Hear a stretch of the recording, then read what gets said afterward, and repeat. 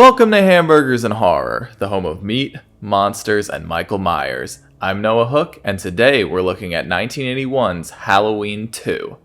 The first Halloween sequel takes place immediately after the first movie, as Michael locates Laurie's location at a local hospital. He starts hacking and slashing his way through nurses and paramedics while an increasingly deranged Loomis tries to hunt his patient down. Because the first Halloween was a whopping success, you know producers had to squeeze an unnecessary sequel out of it. Carpenter had no interest in making a sequel, but a lawsuit between Irwin Yablans and the producers of The Fog somehow made a sequel mandatory. John Carpenter and Deborah Hill returned to produce and write the screenplay, but Carpenter didn't want to extend his involvement any further than that. The role was offered to Deborah Hill and Tommy Lee Wallace, both of whom declined. They brought in newcomer Rick Rosenthal to direct, who'd go on to direct films like Bad Boys, The Birds 2, and Halloween Resurrection. Carpenter and Hill considered a story that took place years later, kind of like Halloween H2O, but they ultimately decided to continue the story the night of. This is also where the decision to make Michael and Laurie brother and sister was made.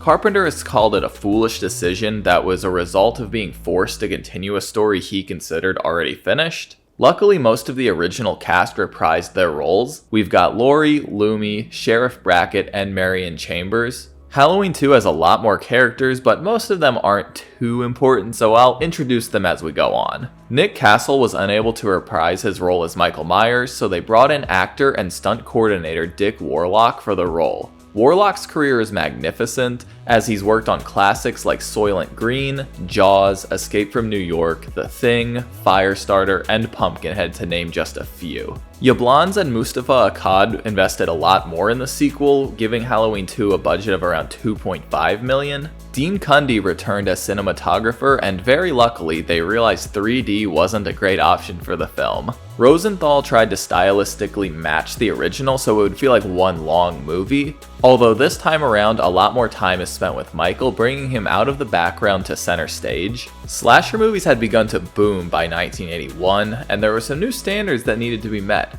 most prominently, violence and gore. Carpenter looked at the rough cut and actually decided the movie wasn't scary enough compared to its modern competition. It's debated how much of a role Carpenter played, but apparently Rosenthal was unhappy with some of the edits and reshoots that Carpenter did. Halloween 2 was released to theaters and grossed $25 million, becoming the second highest grossing horror movie of 1981. It was not loved by critics, and not even Roger Ebert could come to its defense. Most critics disliked the amped up violence and felt Halloween 2 was trying to compete with Halloween ripoffs, not Halloween itself. It also lacked some of the finesse that Carpenter brought as a director, and a lot of people felt that the brother-sister twist devalued a lot of the themes from the original. In the big picture, Halloween 2 is considered a pretty solid sequel and one of the better horror movies of 1981. It just had humongous shoes to fill and obviously fell a bit short.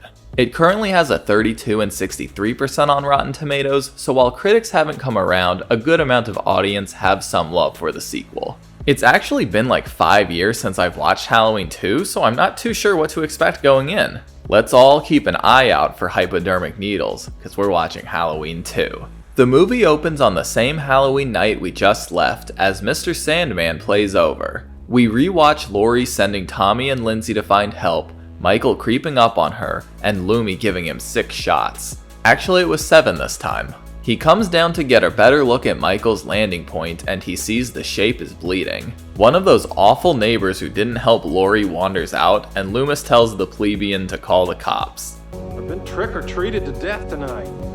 You don't know what death is. We jam to the remixed theme that Carpenter and Alan Howarth composed, and the classic jack-o'-lantern stretches out into a spooky skull. We enter a familiar heavy-breathing POV who watches some kids and gets spooked by a pooch. Mike watches as Brackett meets up with Loomis, who is really proud of his marksmanship. I shot him 6 times. He lurks up to some unlucky house where an elderly couple is making sandwiches and snoozing. As Mrs. Elrod watches breaking news about the murders, Michael slips in and snags a new killing utensil.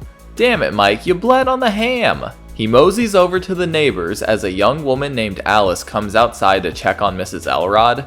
She hops back on the phone with her friend and assumes Mr. Elrod is beating his wife. What the fuck, lady? Her friend tells her to hop on the radio as she hasn't heard about the murders. Michael sneaks in as Alice gets more and more scared. He knocks something over, and as she investigates, he pops up from somewhere and takes her out with a stab.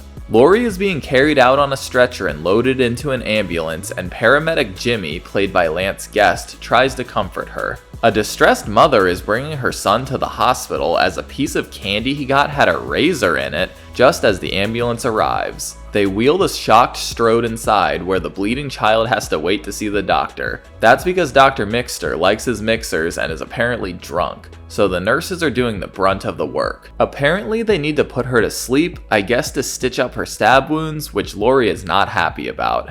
Loomis and Brackett are back to being useless, and they are bickering more than ever. Is he aware his daughter is dead? He's annoyed, but he's still pretty chipper. He doesn't believe Loomy shot Michael 6 times, but he says what they're dealing with is inhuman as he brandishes his pistol. He spots a guy who looks a lot like Mike and starts chasing him and trying to shoot. The scared kid runs into the street where a speeding cop nails him into a van, which obviously explodes. They can't tell if it's Michael. Spoiler alert, it ain't. An officer shows up and tells Brackett about his daughter, which makes no sense to me as the radio was already discussing the 3 dead teens, but I guess they were keeping their identities a secret, so whatever. They rush off to see the carnage, and Blade Boy gets home okay. Jimmy wakes up Laurie and he gets scolded by Nurse Alves, played by Gloria Gifford, who tells her she cracked a bone in her leg. Jimmy, stop flirting with the attempted murder victims. Reporters are now aware the killer is Michael Myers and believe he burned to death. Brackett looks over his daughter's corpse and the distraught father heads home to tell his wife. Deputy Gary Hunt, played by Hunter Von Leer, takes over and wants nothing to do with Loomis or the possibility that Michael wasn't the one killed. Loomis breaks into one of his sick-ass Michael monologues, which shakes the crowd and Hunt, and he heads to the coroner's office to inspect the body. Michael is just strolling through town now, where he overhears from a boombox cowboy that Laurie is in the hospital. Mikey gets to step in, led by these very convenient signs. Nurse Karen arrives for her shift, with Michael right behind her. Jimmy, his paramedic buddy named Bud, played by Eli Rossi, and Nurse Janet, played by Anna Alicia, are watching the murder coverage, and security guard Garrett isn't watching the camera. He lets in Karen, and Mike enters through the slow-ass doors. Bud starts talking nasty about Karen and warns Jimmy not to get involved with patients. Michael is lurking in the nursery and luckily kills 0 babies, but does watch Nurse Alves and Karen, who discuss the latter's tardiness. Jimmy sneaks back to Laurie and informs her she was attacked by Michael Myers. Laurie is shocked and wonders why her, as Nurse Alves breaks them up again. Also, the authorities can't locate Laurie's family, so don't expect them to show up. Plus, the phone line is out and Alves sends Janet to alert Mr. Garrett to fix it. Garrett heads outside to check the telephone pole and skips teaching Janet how to use the walkie-talkie. Garrett kind of looks at the pole, I guess, but gets distracted by a vicious dumpster kitty. He follows noises into the storeroom, which he thinks was broken into.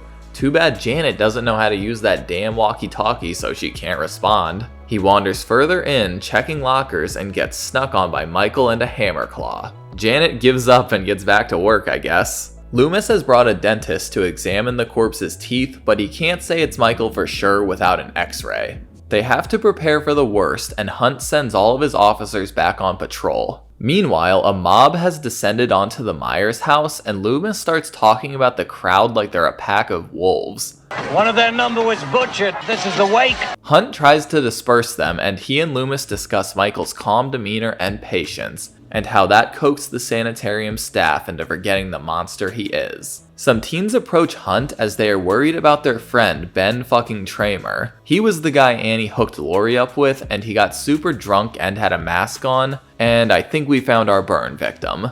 You guys killed a kid! No time to worry about that though, as they think Mike broke into an elementary school. Bud is scaring, seducing, and somewhat pressuring Nurse Karen into having sex in the therapy room, but she wants to scope it out first. Meanwhile, Laurie is dreaming about memories of her mom, saying she isn't really her mom, and a mysterious boy. I wonder what it could mean. Go back to sleep, Laurie. You don't need to do anything interesting quite yet.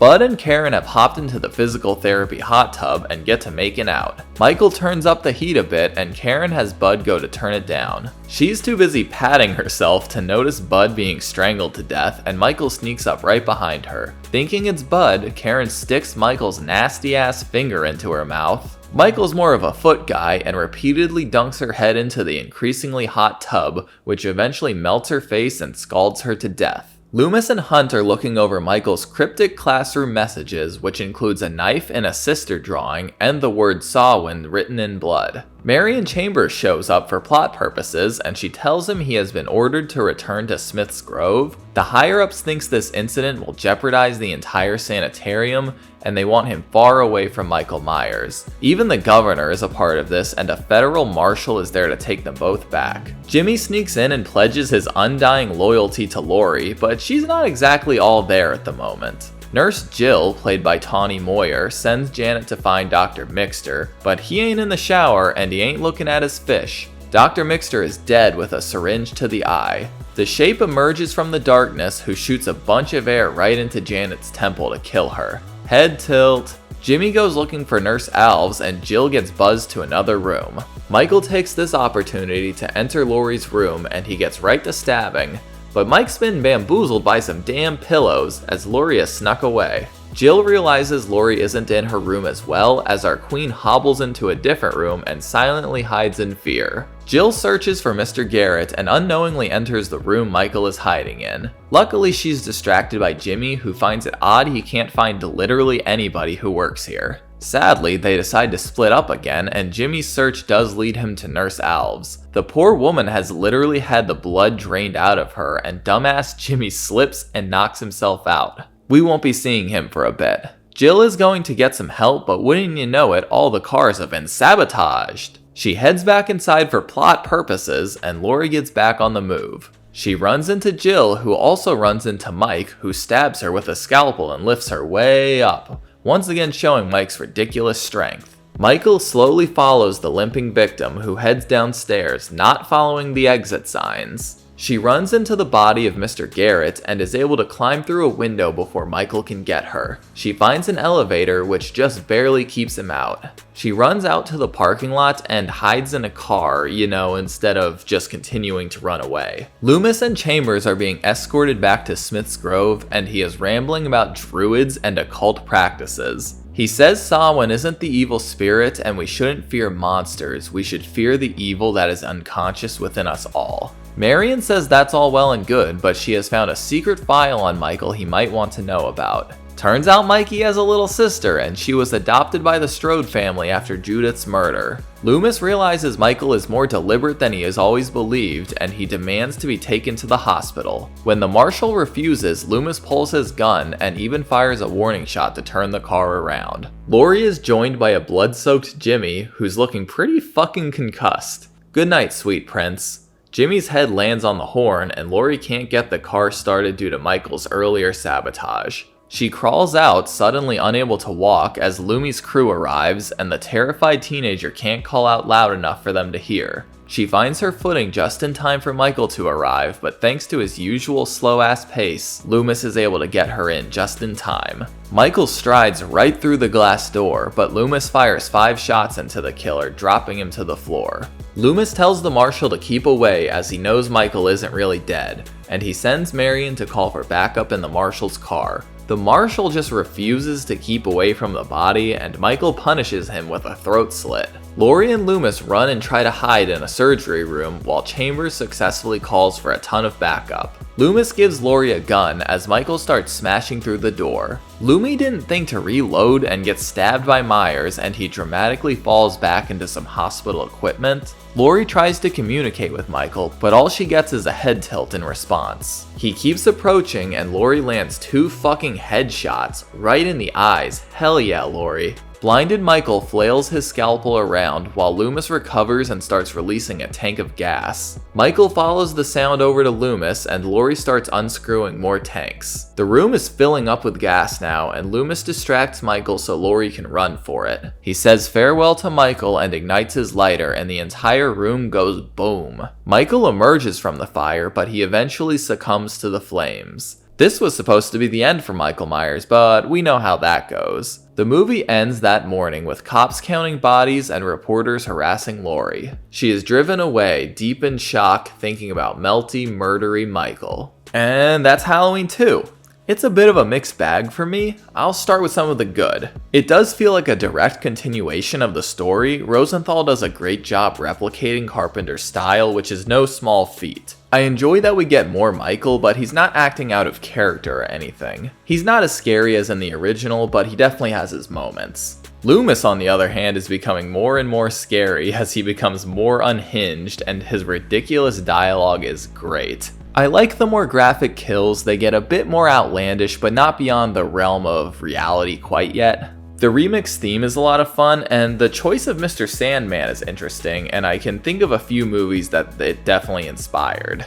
I generally like the hospital setting. It provides a few interesting set pieces and weapons, but it is a bit ridiculous how desolate and dark it is. Plus, all of the employees there are just constantly making stupid decisions. Speaking of the characters, most of them are paper thin and provide very little emotional ties for us to grab onto before they're killed. The saddest point is definitely when Brackett sees his dead daughter, but then he leaves. It makes sense, but keeping Brackett around trying to kill out of vengeance or something would have been a nice elevation of emotion that I think the movie could have used. It's a solid death for Loomis and Michael, and I would have been happy if this was the permanent end for them. Dick Warlock does a great job as Michael, expanding the eerie performance by Nick Castle and really cementing Michael's signature moves. His work as a stunt coordinator actually helped him plan out the kills with the other actors so they could film them in ways that made them comfortable, and they all seem to really appreciate it. Donald Pleasance is the real star of the show here, as Jamie Lee Curtis doesn't really get to flex her acting muscles very much. I don't really like how uninvolved Laurie is for most of the film, but at least she gets to blast Michael in the end.